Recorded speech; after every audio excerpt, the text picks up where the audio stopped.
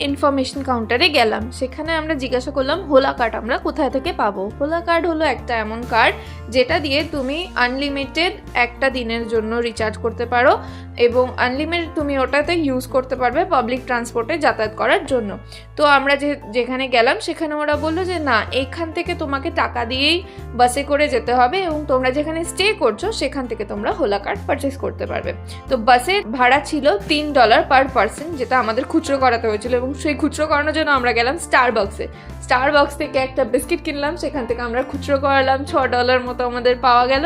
সেইটা দিয়ে আমরা বাসে উঠলাম, বাসে করে আমরা পৌঁছালাম আমাদের গেস্ট হাউসে। এখান থেকে আমরা $9 পার পার্সন হিসেবে দুটো হোলা কার্ড পারচেস করলাম, মানে টোটাল $18, যেটা কিনা আমাদের সারাদিনের জন্য ভ্যালিড ছিল যে কোনো পাবলিক ট্রান্সপোর্টে ইউজ করার জন্য। তারপরে ব্যাগপত্র রেখে দীপ্তেশ যেহেতু HF এর কনফারেন্সের জন্য গেছিল, সেখানে ও রেজিস্ট্রেশনের জন্য গেল। তাই জন্য এখানে আমি একলাই কিছুটা সময়